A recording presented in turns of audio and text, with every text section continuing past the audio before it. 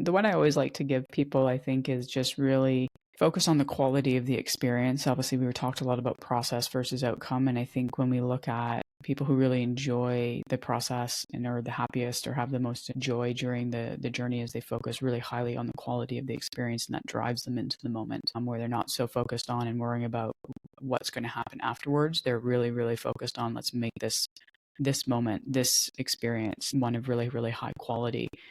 Because when you're there, you're present, everything will flow more easily. You're not overthinking things. You're able to just kind of let, from an athlete standpoint, all of your physical skill sets kind of flow out and flow through you and come to the surface. And that makes it a much more enjoyable journey. Absolutely. And I think if you can do that and you can be in the moment, not just in sport, in life, I think you'll have a better time and more enjoyment, but also more success because you'll have more attention on what you're actually doing in that moment as well.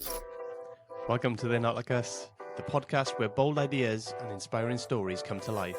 I'm your host, Aaron, here to challenge the norms and ignite your potential. If you're ready to level up, don't forget to subscribe and join the movement. Now, let's dive in. Hello, welcome back to They're Not Like Us. As always, I'm your host, Aaron, and today I'm joined by Kate Allgood. Welcome to the show, Kate. Thank you so much for having me. I'm looking forward to this. It's my pleasure. Can you tell people a little bit about yourself, please? Yeah, I guess I'll give you a little bit of journey. So I'm originally from Toronto, Canada, and growing up, I was a very big athlete. That was my thing. I was kind of what they would call the natural athlete. I played a lot of different sports, but ice hockey was my primary sport. I went to university for it, did a couple years pro, was pegged as a potential candidate for the 2010 Olympics for Canada.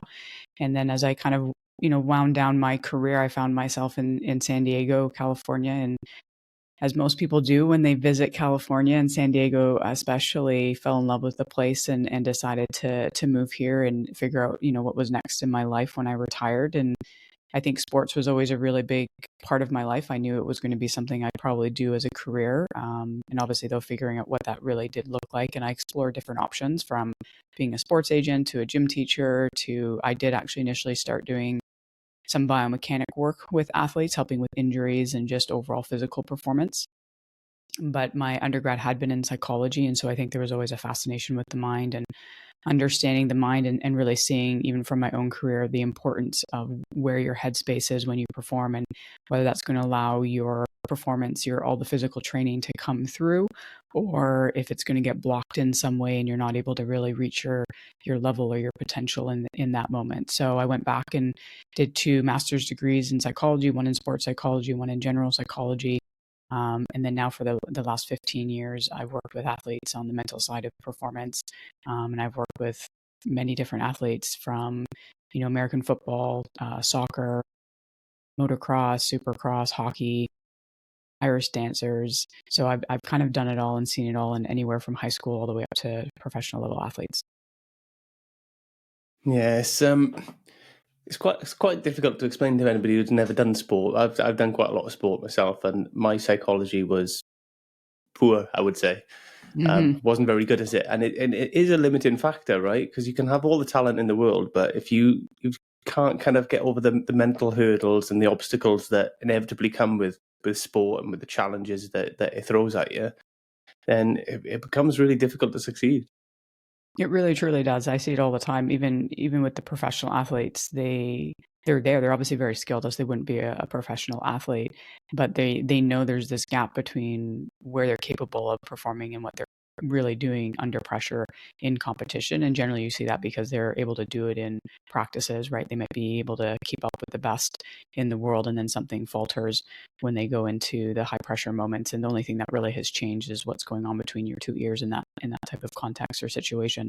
So understanding what exactly that is for each person and helping them, build a framework so they can then do what they're capable of doing. Yeah, it's a big piece of the puzzle, and I think a lot of, probably in the last kind of 10 years, I'd say 10, 15 years, there's been a lot more interest in the sports psychology side of things, and a lot of people paying more attention to that part of professional sport, especially, where they've really been kind of honing that and working with sports psychologists and kind of working on their mindset, as well as, the physical skills and the physical abilities to perform whatever that sport may be. Yeah, no, absolutely. It's even when I started, which was 15 years ago, and it was like you could tell it was kind of there, but just the evolution and the growth and the spotlight on it over the last 15 years is huge. So I even looking at just for myself from when I started to where it is now, and the volume of practitioners that are getting into the field wanting to work with athletes, the amount of resources that athletes now have in professional teams at universities is absolutely massive. It's been seen a massive shift over the last 15 years. Yeah, absolutely. Okay, I'm gonna take it all the way back now. What made you kind of fall in love with sport in the first place? What brought you to sport, and especially ice hockey? Because that's a tough sport, right? I guess it is, but if you're from Canada, I started skating when I was 2 years old. I started skating before I could talk, so skating was very second nature to me. What drew me to sports, I think it's an interesting thing because I was drawn to sports at 2 years old, 3 years old. Like I had a little Fisher Price basketball net when I was 3 years old, and skating when I was two, and out on the backyard rink doing things. So I think for me, maybe one, I was a little bit slower. I didn't speak till I was three, which is obviously on the slower end. Usually kids are starting to speak, I think, a little bit earlier than that, but I came out with full sentences. So I think for me, I was always observing, and I think just the idea of being able to really focus in on something and perfect it, not even obviously perfecting it, you never do, but that kind of journey to trying to get really good at something obviously had a very instinctual draw for me. And I've always loved it. I've always loved kind of being in movement and being able to really just focus in on something, have that deep focus and really try and hone something. And school was very difficult for me. I had a learning disability, so that was a little bit harder for me. And sports, you could see the hard work turn into something, into success. And I was able to do that very, very well. And so I think I was able to pick up sports a little bit easier than other things in life early on. Yeah, I'm a big advocate of sport, and I've always played sport as well in some form since I was kind of. I think I started a little bit later than you. I was 4, I think, when I started going and doing. I started with karate, but yeah, something about it, right, that kind of hooks you once you get into sport, into the competition, into the challenges and stuff. And but not only that, especially with team sports, is that kind of camaraderie that you get. You're meeting people. As a kid, you're building up social skills. You're learning how to deal with loss, how to, not be an obnoxious winner, and all these kind of different things as well. Yeah, no, absolutely. I think, yeah, it was an environment and a place that I felt I belonged. I think that's always a big thing for athletes, right? That often draws them in is a feeling of they belong and being a part of something bigger than themselves. And I think was always more drawn to team sports. I actually really love tennis, which is an individual sport, but didn't really play too much competitively, just more of something to do. I think kind of what helped train me and for hockey, but also just to do for fun. I think you always have to have that sport that's just there for fun and you're enjoying it without it being super competitive or trying to accomplish something really big. And yeah, having the teammates, that people support you. And as you said, just learning some of those skills that maybe you wouldn't learn otherwise. As you said, the failing, falling down. Like I got cut from my first team, I think when I was 7. So you learn right away how do you respond and what does that look like and to learn how to respond in a way that's going to help you just grow and develop and not get too down on yourself and just move forward. And that's just kind of normalized that you don't always get everything. You do have to sometimes reshift and reframe and work a little bit harder to then maybe get the goal that you're looking for. And definitely sports taught me that very young. Yeah, it's an important thing. I think a lot of people who don't play sport miss out on a lot of learning, and I'd say resilience building really builds a lot of resilience in your sport, dealing with defeat, dealing with being cut from teams, and that feeling that you're not performing or you're not doing as well as you'd like to do. And there's so many different factors in sport that translate to life in general. I think it's really, really good for kids to get into that kind of, Absolutely. find a sport, not necessarily have to do this a particular sport, but find a sport that they can explore and do this learning in. Yeah, and when we look back, like why young, sports, I guess, existed and why people did sports at a young age before it became a multi-million-dollar business and you can make lots and lots of money, doing it. It was for that purpose, right? It was to develop certain characteristics that were going to help you as you moved into a career and into family life. And all of that. That was the whole purpose. As you said, learning teamwork, learning resilience, learning, how to build maybe confidence, all those various factors. And I think that gets lost sometimes, where that is a primary benefit and importance for playing sports. And you said there's so many sports out there that generally any person can find something that kind of matches them. And I've seen that through my career, all these different personalities and different people, and they all seem to find something, whether it's fencing or Irish dancing, or if it's, the traditional sports, lacrosse, football, baseball, right? Everyone kind of, there is a sport out there generally for someone based off of what's going to really work for them. Yeah, absolutely. There is something for everybody, and there's so many out there that I can't even name them all. There'll be so many sports, you know what I mean? Mm-hmm. But ice hockey. I want to talk about ice hockey, especially in Canada. That must have been really competitive because obviously, is it the national sport in Canada? Technically, no. Lacrosse is the national sport, Oh, but okay. I would consider, yeah. I guess most people would think hockey is because it's so big. It's the same as football in Europe, right? It's just Yeah. massive. It's everything to be a Canadian hockey player. It is exceptionally competitive, and I'm from Toronto, so Toronto was a hub of obviously exceptionally good players and good teams. Everyone generally traveled to us. Like I didn't have to travel very often when I was playing as a kid, because a lot of the big tournaments were held in the Toronto area, and so people would be coming in. So we get to see teams from the States and other places, and so it was fantastic, and I love it. And I tell a lot of my clients who are in kind of a sport where they're in the hotbed of that sport, where that's going to be great. You're going to become better for that, because I was around people who were good, which forces you to be better. Versus obviously if you're in a place where maybe that sport isn't as big, and you're kind of like the big fish in the small pond, it's better to be a little fish in a big pond, and especially if you're wanting to become as good as you possibly can be. And so I was very, very fortunate where, yeah, greatly, competitive, great coaches, great support systems in terms of learning how to skate better, shoot better, right? All of those, other skill sets that you go and find specific coaches for, all of it was there. So it was pretty easy to develop. And then obviously the weather in the winter, you can build a rink and go out there and just play and have fun and try and develop skills on your own, which I think is really, really important. Yeah, absolutely.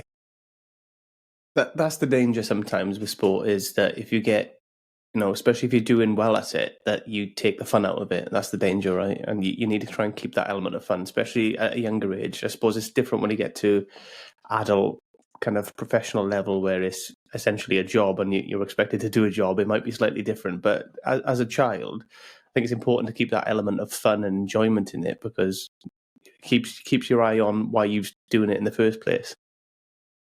Exactly. And it's so easy to get lost. And even as you've mentioned, as an adult, if you're a professional and this is how you're making money, it still should be fun, because that actually makes you a better player. If you're having fun, it allows you to be more creative, be more loose, be more relaxed. And that makes you ultimately, be able to perform at a higher level. And it very much does easily get lost. And it usually gets lost at a certain point. If it does get lost for somebody, when it does start to turn into something, I guess, quote unquote, more serious, maybe they're going to get a scholarship offer, they're aiming for a scholarship offer, or they're wanting to go pro, and it now becomes this thing you have to do, or the outcome becomes, has such weight to it. And so I think that's an important thing, and something I work on is how to help people have more fun and to enjoy it and to be more loose and to keep that top of mind. Because I experienced that myself, where I lost the fun, and when I got it back, I could see the difference and appreciate what I was doing and appreciate just getting to play the game. And it didn't matter so much about those external things that we do often sometimes start to look at, like how nice is the dressing room? Do I get free stuff? Like all these variable things that, obviously can get added if you're playing at a university level or a professional level. And it ultimately it's just about being on that ice and being the kid. And you still have to work hard, but you have to have fun. And when you look at the best athletes, they think they keep that fun. You can see it. They're really truly enjoying it, and that's what allows them to be good and to be good consistently and to probably have longer careers. So being an ice hockey player, and the Four Nations Cup is going on right now, or Four Nations Face Off, you look at like a Sidney Crosby, and he's in his late 30s, and you can tell he loves the game, and he's still going strong and still having an impact, even though he's the oldest guy in the entire tournament. So that I think is a huge part. Yes, it is important to keep the fun, I suppose, and ultimately as well, you can kind of tell when people are not enjoying it. And that's not just sport. That's kind of generally in life as well. Like any job and stuff. If you're really not enjoying it, people can tell. It's if you're enjoying something and you're really into it, you feel a part of it, and you'll go above and beyond. You'll do a bit more. You'll maybe experiment a little bit, try new things, especially with sport stuff. So it is important to keep that kind of, I want to say smile on your face, but you know what I mean, that kind of joy for what you're doing. So I think when that goes, it can become a bit soulless then potentially. Yeah, no, absolutely. As you said, anything. I think if you're truly enjoying what you're doing, as I say, you never work a day in your life, right? You're enjoying it, and you have a greater impact. You have a greater ability to help people or do whatever it is that you're needing to do. So yeah, it doesn't just mean sports. It means anything. You really do truly have to enjoy what you're doing. Yeah, and as an athlete, generally, speaking, you have a short career, right? So you need to kind of make the most of it as well, and so enjoy it while you've got it, because it goes away eventually.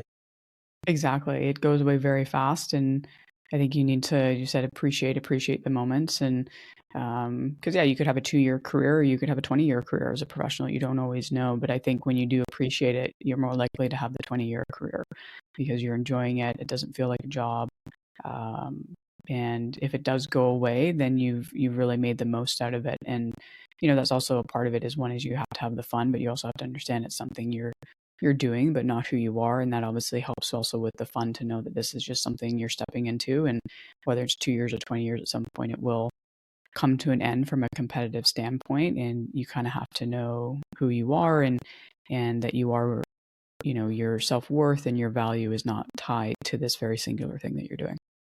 Yeah, that's an important point, to be honest, because that transition from being an athlete into, I want to say the real world, and that sounds a bit wrong, but you know what I mean? But out of that kind of athlete world where you've been an athlete, you've been doing hopefully a sport that you love for a period of time, and that's been your job and your sole purpose, and all your focus has been towards that for probably the majority of your life at least. Then where do you go from there? That's a difficult breakup to take, right? It is, and to have been so good at something so young, and to then walk away and retire, even if you have a long career at a fairly young age, long before most people are thinking about the next step of life, to figure out what that looks like for you, and to have that transition. And that's also a part of what I do, is help people set themselves up for making that transition easier. It's going to be hard, right? You've put so much time, energy, and effort into something. As you said, not even the sport and being on the ice. You look at any or talk to any ex-athlete, they always talk about, especially in a team sport, it's more about, being in the locker room, being around the people, your teammates, and that obviously then is a huge transition, or being in a schedule that's so routine based, so regimented. And some people, obviously, that really is comforting, and then all of a sudden you're kind of thrown out into the world where you have to create that for yourself. And so how do you set that up? How do you start to think about what you may want to do after sports? And obviously you see that a lot now with athletes who are a little bit older. They're starting to set up some of those things for post their athletic career, to help them with that transition. But then also a big part of it is still understanding who are you if you're not that athlete, and to make sure that you kind of detach yourself and your identity from being the athlete. And that then helps it to know that, yes, you're putting a ton of time, energy, effort into this. It takes up most of your time. So even if you don't have a lot of time to explore other parts of what you'd like to do post career, to just know that this is it's a role you're stepping into, and to have a little bit of a detachment from that how much that is you. And then that helps you to kind of obviously be able to step out of it and step into a new role at some point. Yeah, I think that's something people are more conscious of these days, I think, than they used to be. But I think it's something you need to work on throughout your career potentially, because, like you say, there's a danger that you become institutionalized almost to the sport, and you tie the sport. It is a big part of who you are and what you do. So it's hard because they kind of intertwine a bit, don't they? So you got to kind of have a reasonable distance from it to say, no, that's what I do and I've enjoyed it, have a great time, but it doesn't define me. I can still go on, I can still do this, I can still do that, I can still have a completely different life. No, exactly. And there's different ways to do it. Kind of going back to what I was saying earlier, right? What's the point of sports? One of them is to, develop yourself and to know what you are growing within yourself that will be carried with you into the next thing. Because I think a lot of people just don't know if they'll be good at something else or how to do something else, and to understand that, as we mentioned already, that sports is a great place to facilitate a lot of things that are going to really truly help you, down the road in other aspects of life. And yeah, as you said, from the beginning of your career, if you can just keep that in mind, and there's various ways that to do it to make sure that when you come out of it, it is a little bit of an easier transition. Yeah. What do you make of especially kind of combat sports like boxers and stuff that keep coming back, older ages, and kind of, so some of it has got to be financial motivation, but I bet some of it is because they haven't quite let go as well. There's always that possibility. I mean, you never know until you are obviously in somebody's head or talk to them. And so obviously looking from the outside in, it's hard to know exactly whether it maybe is a financial motivation. If they need the money, maybe it is hard for them to let it go. And I think for some, maybe they truly do love it and they want to keep going, and they're able to do that. Obviously, it just probably really depends on the person. So yeah, that's a hard thing to maybe fully understand if you're outside looking in. Yeah, it worries me with kind of combat sports, because obviously as you're aging as well, there's more risk, I suppose, from a combat sport. To be honest, there's more risk with any sport, I suppose, as you age, because your body's not as able to recover. I think it's the recovery that's the biggest one. That's what goes first, right? The ability to recover as quickly. Yeah, recovery is a big thing, but as you said, times have changed, and athletes have such, I guess, respect now for the recovery process. Most of them, not all of them. Sometimes it does take till you're getting older and you realize you got to recover a little bit differently. But the volume of tools and the resources teams now provide, when you do look at the ones that can have a really long career, they really do understand the recovery part and make it almost, again, just as equally as important as what they do within their practices or skill time, right? They're making sure that they are recovering as best as they possibly can be, and then maybe changing how they are approaching even their training. And I think that's what you see also with, the smart older athletes, is they understand that they can't maybe train the way they did when they were 20. When they're 35, you have to change that. It doesn't mean you can't still be impactful with what you're doing, but you need to change it to make sure you are taking care of your body, still making it get to the point where it needs to from a conditioning and strength point of view, but understanding you have to change and be flexible and adapt to, where your body actually is. And, even changing maybe how you approach the game itself. Like, are there ways you have to maybe just slightly adapt to the things that maybe you used to be able to do, but now, other people are, whether faster or whatever it might be, and still be effective. I think that's where you see some of those really great, older athletes are able to really adapt. Obviously over here, like you look at someone like Tom Brady, right? His ability to go so long, you look at how much time he spent on his physical body and recovery and making sure it was as healthy and as good as it could be, and made that its own job almost, which is one of the reasons he was able to go as long as he could. Yeah, definitely. And you see it in football in Europe, in soccer, where really intelligent players, they will just change the way they play as they age, because they're not physically able to, run as fast, cover the same ground, and do everything else. So they adjust their position and their style of play, and they're still really, really effective. But they've been really intelligent about it, and used, all the experience that they've gained, all the wisdom and the ability that they have to kind of just change things up. No, exactly. That's a huge part, and that's also, kind of a mental part as well, because some athletes just can't actually do that. They get so stuck with the role that they play, and needing to, like, whether the role that they had when they were 20, 21, if they were, obviously super fast or whatever it is that their kind of role was or style of play was, and they really have a hard time letting that go and making that transition and adapting to, okay, where am I now and how do I need to adapt my style of play so I can still be effective at this time. And so that's where you see, you said, those intelligent athletes, they're able to let go of the role that they had and not get too identified with it, and be able to adapt with time. And I think that's also very, very important. Absolutely, and I think that the mental game becomes more and more important as you age. I think that kind of experience of being in difficult situations in teams or being in certain situations that you can kind of use that to your advantage, really. No, exactly. Yeah.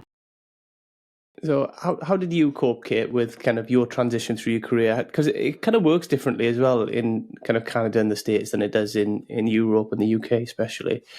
Because we don't really do kind of university scholarships and stuff like that. Generally, we tend to kind of recruit kids from local teams and stuff like that, and they get recruited into the big professional teams, and then they kind of develop them through an academy and stuff like that. Yeah, so yeah, it's definitely very different, right? So for me, it was, you play in high school and usually you're playing high school, for me, hockey, which was more of just the fun thing. It wasn't really competitive. And then you have a club team. And so mine was equivalent to what we call like a junior hockey club team over here, where you had, all the, top players for that age group, and you played each other. And, majority of us were going to go off, and I think all of us, I shouldn't say majority, all of us would go off and play, whether in the States or in Canada at the university level. And that would be where the coaches from the university level would be recruiting us. And then you get recruited and go into, university in Canada or a scholarship at the States. And then when I was going through it, there were some professional teams in a professional league, but it was, you're not getting paid. So if you're coming out of university, you can go and, maybe get placed on a team, but there was no drafting. There was none of that. They would just kind of, come up to you and say, hey, we want you on the team, but you're going to have to still have a job and everything. Like, you maybe get one practice a week. You don't get a lot of ice time. And you play on the weekends. It would be the level where all the Olympic players would play, but that was a big issue, back in the day, where the best players, you would get the best hockey at the university level. So a lot of the Olympic players or national team players were at the university level because they're getting to practice and play consistently. Because once you graduate, you're not really getting much ice time and ability to really continue to practice and compete at a high level. But that has now changed. Now there is, from a women's standpoint, obviously the males always had the professional league as an option. They had different routes they could take. You could go university, you could go junior route, and then go off to the pros and be in a minor league for the pros. But for women, now there is a professional league. So now it's different. You can come out of university, be drafted, and then go off. But yeah, like over here, all of the sports, I think except for basketball, I think basketball you can get drafted right out of high school. You're generally going to be going through university before you head off to that next level. And then when you're done, you're kind of transitioning and moving on with the next chapter of your life. Yeah, to be honest, I think arguably the way that you guys do it out there is better with the high school, doing it through school and university and stuff like that. Because I think in the UK, so I talk about football especially, because that's the biggest sport in the UK. Generally, they'll recruit children really young from clubs, and they'll have little like trials and whatever, and they'll have clubs, and they'll recruit kids from clubs, and then they'll go into like an academy where they may, depending on the level of the club, they may be there kind of full time, they may be there part time, whatever. But they'll sign them up really young, and then a lot of them don't make it, and a lot of them will get cut by about 16, and then even a lot of them will that make it into the kind of 16 to 18-year-old bracket will get cut because it's difficult to be a professional athlete, as we know, especially in a competitive sport. And I think that's really difficult because then you're bringing kids in at the age of 11 to kind of 16. They're thinking that they might do something with their life. They kind of put school on the back burner and all their education and all their other future plans, and then they get cut and they're left with nothing. And it's not great. Yeah, it definitely makes it harder if you do get cut and you've kind of put those things on the back burner. And I think even if you do make it, you put those things on the back burner, so you didn't really get to develop other parts of yourself while you were, obviously pursuing this sport. So again, like when you retire, like what's there besides the sport? So I think there's a number of things that impact. So yeah, in one sense, it is a little bit better over here, and it'll be interesting because now in the NCAA in the States specifically, because they're able to pay players, and that's completely shifted over the last few years. more kids are probably going to want to go through school because they can make a good amount of money. There are kids, I mean, again, it's top 1%, but there are people making millions of dollars at the university level in the States. So it makes it so that's a little bit more desirable to stay in school, because for some of the sports, you can go for a year or two and then get drafted. So you don't necessarily finish your degree and anything like that. But now with that, I guess, money there, it will help people just maybe hopefully stay in school. I definitely think the female side has a little bit more of an advantage because generally, I mean, again, it's changed now. But for a long time, you couldn't really make a lot of money playing your sport. So you're kind of always, needing to figure out, how would you either make money or, making sure that you do have that education. And I think that obviously is a benefit to the females to be able to then, when the time comes, transition or just have some different skill sets and a different ability than if you just are 100% focused on sports all the time. Yeah, and again, if you do that, and you do it the right way, I suppose it helps the transition after sport. Even if you do end up making a lot of money and having a good career, then after sport it helps you kind of with the transition away from it as well, because you've already learned these other things, you've already planned for other stuff that you could potentially do. So you can still have a purpose when you leave, and you can still look at other options. No, exactly. And I think that's one of the things that made it easier for myself. It was still hard. It's still a hard transition because a lot of my identity was still wrapped up, or my value was wrapped up in the sport. I knew I was always having to think about what was next, or what would I do for a career. Even if I was still playing hockey professionally going after the Olympics, I'd still be having to figure out a way to make money and, do those things. And so at that time, even in high school, before I went to university, I started to think about like, okay, what do I want to do? And it made me probably a little bit more focused in my undergrad as well about what to study. Because sometimes I think for, some of the athletes in certain sports, they don't care so much about what they study in undergrad because it's just kind of like it's there, but I'm really focused on sports. Where, for me, I really had to think about what do I want, because this is going to tie into what I'm going to do, when I graduate here. And so let's really, focus in on that. And I think that was helpful to make sure that a good chunk of my time was still spent on something that was not just sports. Yeah, I do think it's important that. You mentioned the Olympics, Kate. What kind of lead up to that? What was the kind of process in that kind of selection for the Olympics that you went through? Did you go through like a process, or was it just? I didn't go through a major process because I did retire before I might have gotten into some of the deeper aspects of that process. It really was first and foremost because it was the 2010 Olympics, which was hosted in Vancouver, so on Canadian soil, which any host country usually puts more resources and more money when they're going to host it, just to make sure they do very well on the podium. And so, not a lot of us, but some of us obviously were starting to be pegged as potential candidates. So the government was starting to help us financially. They would give us some money to help with training or whatever it might have been to help us obviously become a little bit better. So that would be really the first indication if you were pegged as a potential candidate. And you got that. And then obviously what starts to happen is, you're playing at your university or professional level, and then Hockey Canada would, they have different camps. If you're going to that next stage, they'll maybe invite you to a camp, and then they'll slowly start to, narrow it down and then figure out, who's going to be invited to the Olympic camp. I didn't go any of those, stages, but that's generally kind of the process. If you're, going from the female route, obviously the male route is very, very different. Where you just play in the NHL, and then if you're doing well, they kind of select you to the team. So it's a very different process. You don't go through the training camps and the selection camps and stuff on the male side. Yeah, different sports.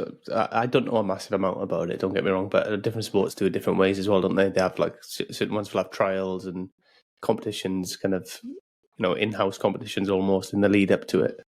No, exactly. Like especially some of those individual sports, right? You look at swimming or gymnastics or fencing or any of those individual sports. They do, right? They have one you have to compete within, I guess, your own country to figure out if you are then potentially going to be sent off. And so yeah, they're usually through world championships or national championships, right? They start to figure out who's going to go. So it's not even a training camp. It's more of you actually are in competition. You have to compete at a very good level and win your races and do well to then be selected to the team.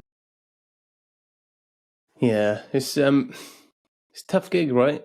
Going through all that to get to the Olympics, and a lot of people, because I suppose it's even more different than kind of trying out for a pro team, right? Because if you try out for a pro team or whatever, you can probably try out again next year and next year. But this is every 4 years, so you don't get many opportunities. No, you don't. You don't. And, there's definitely cases of people who've been maybe on the national program for 3 years and then they get cut the year of the Olympic. So then they don't go to the Olympics, right? And you're kind of thinking it. So it is very different. As you said, you can just, retry out for a pro team, or, another pro team may want you. If you get cut from one team, you'll get signed by another team. So it's very different where this is 4 years in the making for majority of the athletes, where this is it. Like, this is, they don't have a professional league. They're training just for this moment, and to either make it or not make it, or to, if you make it, then go there and maybe not do as well as you could. It's a lot to gear yourself up for just 4 years, every 4 years, for one singular moment. Yeah, it's a lot of pressure as well, that, isn't it? When you've been training for 4 years for something to turn, it's a lot of pressure to perform on the day. It can be, and that's again goes into the mental game of how do you frame that so that it maybe isn't as much pressure, or that now it's going to make you potentially choke. And I looked at there was a speed skater, I forget where he's from. I think it might be the Netherlands, or somewhere over in Europe, and he talked about that. He said, and he ended up winning the last Olympics, so you'd be able to figure out who it is. And he said he had to figure out what made this worthwhile, besides just like the gold medal, because you don't know in that moment, on that day. There's so many variables that you can't control that could happen and influence the outcome. So what makes 4 years of training worth it? Like, you have to figure that out. That's not based off of a gold medal, because it may not happen. And if it does happen, and you see this a lot with also athletes, is they've geared themselves up. They're thinking they're going to feel a certain way, life is going to be a certain way once they win gold, and then they do win gold, and then it's not, that the outcome doesn't give them what they thought it would give them, and then there's a big letdown, and then there's a whole process afterwards to try and deal with. So you really do have to figure out, like, why are you doing this? What's meaningful within the journey itself? And obviously, yes, you're aiming to be your very best in that moment, but that can't be the full purpose of the 4 years. Yeah, and I completely agree with that. And I think if you hang everything on that, that winning the medal or wherever it may be, then it becomes difficult, right? You've got to really enjoy the process, and it's got to be about the process and enjoying the ride and the moments along the way, because that's what you're creating. You're creating, like, great memories along the way, and enjoyable moments that you can kind of, I don't know, kind of fill up your basket of life to go like, oh yeah, I got this great memory, that great memory. Winning a medal is fantastic, but it's short-lived, right? It's short-lived, and yeah, very much short-lived. So if you do get it, it's great, but it's extremely short-lived. And so then what's next? And if you made it meaningful beyond just that gold medal, then you're good. Like, there's not probably that drastic letdown afterwards. It's icing on the cake, and it's a fantastic thing. And, obviously can help people moving forward in a variety of ways. But, in my latest book that I wrote a couple of years ago, I interviewed a couple of people, and a number of them were Olympians, and they were a little bit older. They were in their 50s when I interviewed them. So they had a little bit of time to process, that experience for themselves. And one of them was a fencer, and she got fourth. And that's one of the hardest places as an Olympian to get. You're one position shy of a medal, and she had to do all of that unpacking afterwards, right? Of, would having gotten bronze or gold or silver really change herself, her value, her worth, all of those things? Like, does it really add something to you? And you have to really hopefully do that in the front end, so that when that moment maybe does happen, you're not having to unpack it so deeply afterwards. You still probably have to kind of work through it a little bit. But yeah, when you look at the smart athletes and the ones that enjoy it and probably do end up doing really well, they've done that in the front end, kind of like what I was saying with that speed skater. He changed his training. He gave himself weekends off so he could hang out with friends and have a little bit of a life. And not all athletes would do that, right? They're so focused and immerse themselves 100% in the training process. But he found that worked to be able to actually push himself harder during the week and have a little bit of balance from more of a mental side to really enjoy this journey. And so you have to hopefully figure that out before that moment, because you don't know. Everyone's great at the Olympics. They're there for a reason. And one small thing could throw off 4 years of work. And or somebody else's exceptional performance that one day just beats you. Yeah, it's a difficult one, and it's interesting that you say about having weekends off and taking time on that. And I think it's different for everybody, right? Some people that probably doesn't work for them, and they have to kind of have that kind of type A. I have to do this on this time and day, and this, and this, and this. Whereas other people kind of need that release, that kind of normality, and live life and kind of step away from it to function. And ultimately, whatever works best for your performance is the right thing to do. No, absolutely. Everyone's different. So what works for one person is not necessarily going to work for another person. So you have to definitely understand yourself and understand what works, and most importantly, what's going to make it so you can do the journey, have fun while you're on that journey, not burn yourself out, but obviously still get to a very, very high level. You still have to be at an exceptionally high level and make sure that you are in peak performance physically, mentally, when that time comes. So you have to take all of those factors into the equation, and yourself and what's going to help you. And that's really, really important. And I think sometimes that gets lost. It may be less so in individual sports because people have a little bit more, I think, control over what they do and how they do it. But definitely, that's more difficult in a team sport. And I've definitely found that a little bit difficult at times in a team sport, because generally you all get the same, off ice training plan. You all are supposed to do the same physical warm before a game. Like it's all about unity and team stuff. And I do get that. That can be important. But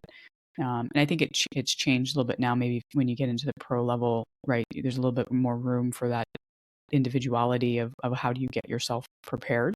But I definitely found that hard, where it was like everyone had to kind of do the same thing, and that didn't work for me because everybody's body is different. Everybody's way they need to train is different, or how they need to get themselves prepared is different. So to kind of, put everyone in a box, I found a little bit hard at times. Yeah, definitely. And I think I've seen that. I've been around kind of professional environments with kind of rugby teams and stuff like that, and they do now, well, a lot more. Not everybody, but a lot more. They'll do the group sessions, which obviously you have to do, is very important. But they will also program in some time for individual stuff, so people can go and kind of work on what they want to work on, or what they need to work on, and what's been kind of agreed with them and the coaches what they need to work on. And I think that's an important aspect to fit in, really, so that you can kind of, like you say, do the things that you need to do to kind of develop yourself. It might just be a mental thing that, I need to work on this. And that just helps you. The fact that you think you're working on it might just be enough in itself without actually, doing anything drastic. But I think that's an important aspect of training to get into it, and getting the balance right in a team sport is very difficult, especially with limited time, and all the sports scientists now as well, especially kind of monitoring kind of workload and how much you're actually doing to kind of make sure that you can still perform on a game day. Yeah, no, absolutely. You're correct. It's the sports science part and the load management and all these various things they now do, right? They do, especially at the professional level, take that more into account than I think they ever have. And you're right, it is very mental at times, being able to work on your own stuff, because it's part of your preparation. If you feel like you need to, spend a little bit of time doing this one specific thing that maybe you struggled with last game, or you just want to improve, to feel like you got to spend some solid, deep focused time with it, that's going to help you feel more confident heading into the next game. Absolutely. Something that I didn't ask, and I wanted to ask before we finish at least, is kind of that self-talk. So we talked about psychology and mentality and stuff like that, but that kind of self-talk, that inner monologue in your head, that I hope we all have, either that or I'm crazy. But that talk in your head that can be sometimes quite critical and quite negative, and can kind of affect us in a negative way. How do you kind of deal with that, especially in key moments?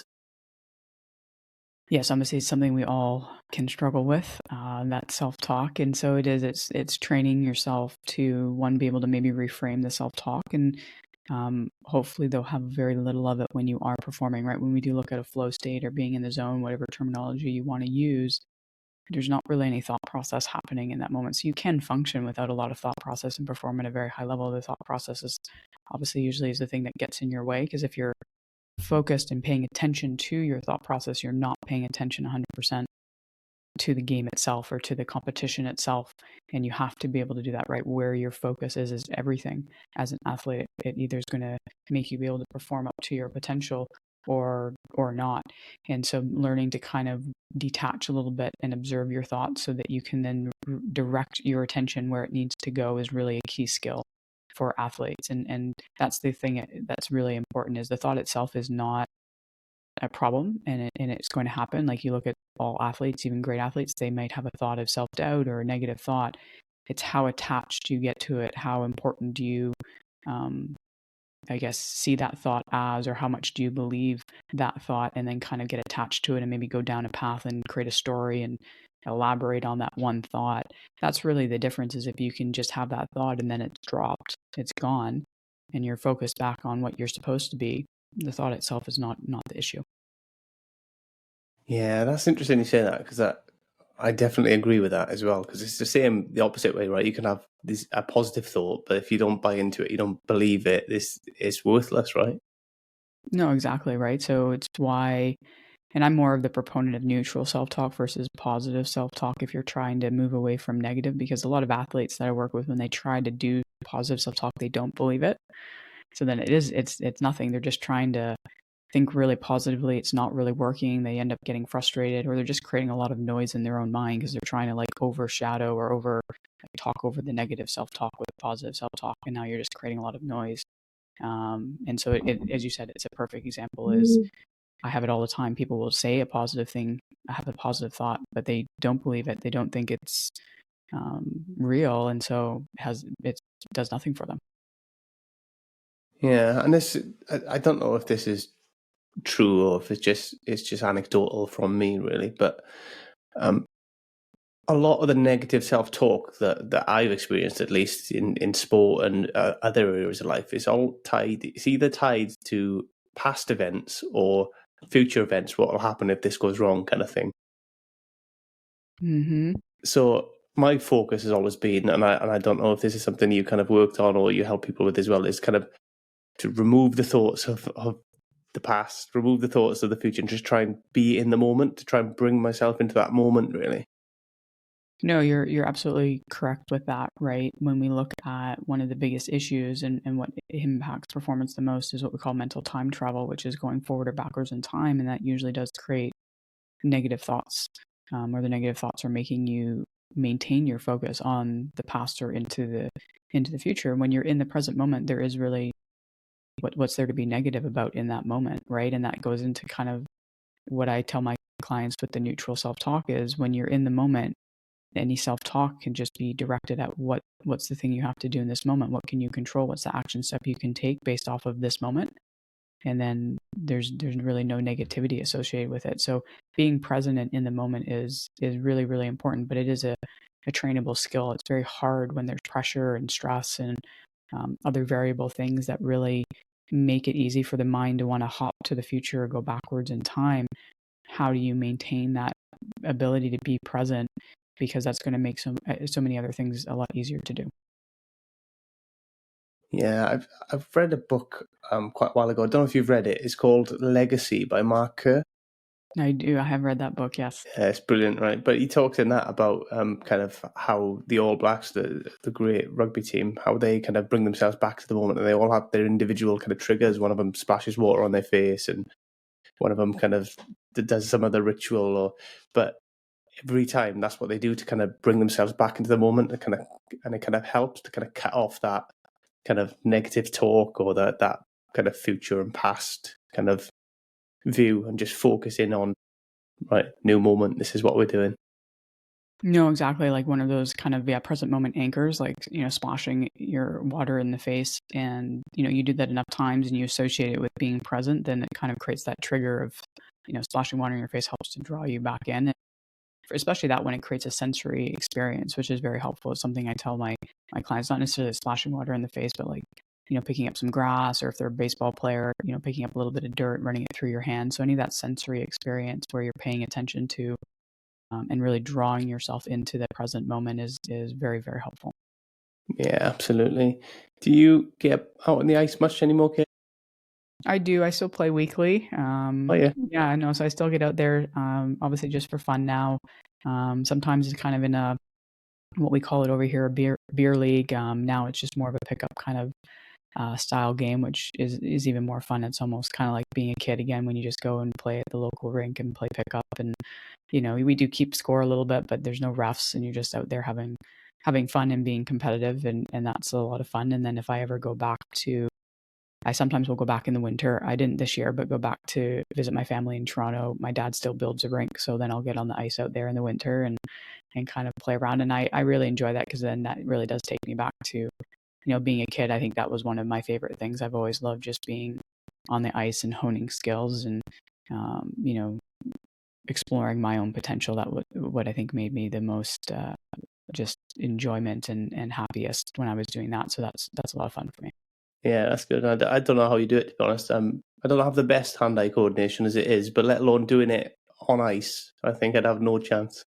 Well, again, if you start learning to skate when you're 2, it becomes a little bit easier when you're developing those skill sets at a pretty young age, and you don't care so much about messing up and all those things. You're not as self-conscious. I think that helps a lot to learn it, because then by the time you're getting older, it's just all second nature.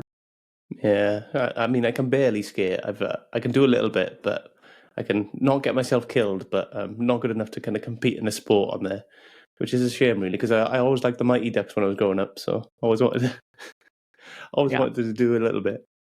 Yeah, it is hard. It is hard to coordinate the skating and the stick handling if you're not used to that. But yeah, if you do it young enough, you're good. But that's where I give my hats off to. I've definitely know some adults who've done learn to skate and learn to play hockey and figuring it out, and I give them a lot of credit, because it's not easy to do when you get older. Yeah, definitely. It's a challenge. Hmm. It's not the easiest to get a handle on. I did have rollerblades as well. To kind of, because we don't have many ice rinks in the UK, really, not a massive amount. We used to have to travel, so we had rollerblades. Me and my friends, rollerblades and hockey sticks, and we would go out and play and pretend we were the Mighty Ducks. Oh, so you got some of it down. If you can rollerblade and play hockey, you're pretty good then. You're like Oh no, but I could play hockey is a loose term, really loose. We were trying, but it was, we weren't good. Yeah, that's fun. Yeah, I mean, it's not much different than how not here in Southern California. There's not a huge amount of rinks in San Diego. I think there's only 5 down here. So a lot of kids grow up playing roller hockey and do that, because that's obviously a little bit easier. And I did that growing up, on the street in front of the house. You'd throw on the rollerblades, play a little bit of hockey. That's what you kind of did in the summer. Yeah, it's good laugh, to be fair. Hmm. Kate, you mentioned briefly your book earlier. Tell me a little bit about your book. Yeah, so it's called The Athlete Within, and it's my 3rd book, but it's the most in-depth of all my books. Really, it took, obviously, kind of, I guess at the time, 13 years of experience, and really kind of what I had seen from working with athletes at different ages and different levels. Really, what were the core components of mental performance, or just really trying to help break it down into, digestible, manageable pieces, but still the most important pieces. And I kind of structured it in a way that I thought flowed well and really encompassed the work I was doing with clients. And so basically the 3 parts of the book is, number 1 is you need to know yourself beyond being an athlete, kind of what we were talking about. That's really important. And then obviously, though, knowing yourself as an athlete, and what, as we already talked about, what helps you or what works for you, and what do you need, obviously more specifically from the mental side, to be able to perform.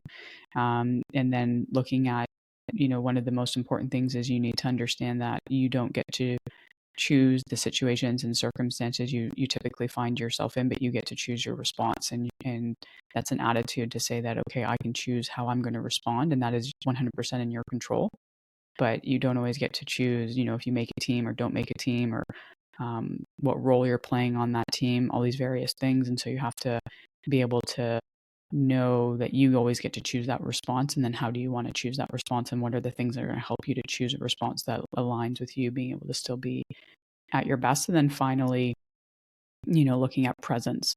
So really encompassing things like being able to train your attention, manage your energy, and really understand what kind of inner energy you do need to really facilitate a flow state, and to really help you, really dive deep into being able to be more connected to the performance that you're having.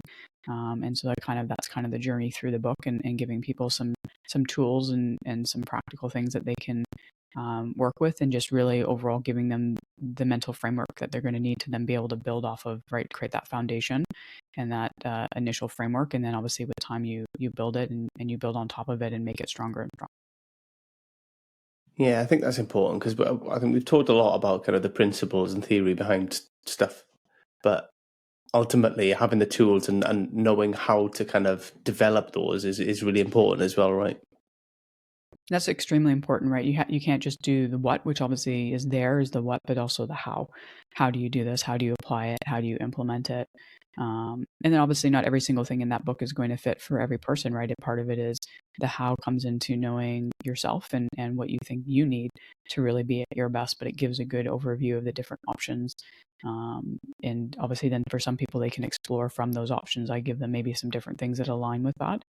The how is absolutely important. How to implement things. That's a big thing that I do with clients, is how do you take this and how do you implement it? How do you implement it in a moment when that pressure is on? That's really key. Yeah, absolutely. Where can people find this book? Best place, especially, in various countries, would be Amazon. So it's up on Amazon. So whether you're in the UK, the US, Canada, Australia, you can find it on Amazon. Cool. And where can people kind of connect with you if they wanted to connect with you? Yeah, two best places would be my website, which is qpathlete.com. And then I have Instagram. Instagram and YouTube are probably the things I'm most active on social media wise. So Instagram is the handle qpathlete. And then my YouTube channel is Quantum Performance. No worries. I'll give you a follow on there anyway, but and I'll try and drop the links in for people to make it easier for them to find you and stuff. Before we do kind of bring this episode to a close, do you have any kind of final thoughts or messages that you'd like to share with people? Oh, it's always a good question. The one I always like to give people, I think, is just really focus on the quality of the experience. Obviously, we were talked a lot about process versus outcome, and I think when we look at people who really enjoy the process and are the happiest or have the most joy during the journey, as they focus really highly on the quality of the experience, and that drives them into the moment, where they're not so focused on and worrying about what's going to happen afterwards. They're really, really focused on, let's make this moment, this experience, one of really, really high quality. Because when you're there, you're present, everything will flow more easily. You're not overthinking things. You're able to just kind of let, from an athlete standpoint, all of your physical skill sets kind of flow out and flow through you and come to the surface. And that makes it a much more enjoyable journey. Absolutely. And I think if you can do that and you can be in the moment, not just in sport, in life, I think you'll have a better time and more enjoyment, but also more success, because you'll have more attention on what you're actually doing in that moment as well.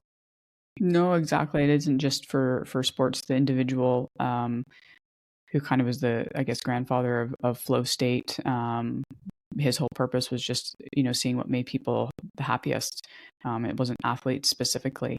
And that's where he found, that these people really focused on the quality of the experience, and they really made a purpose to make their life designed with that in mind.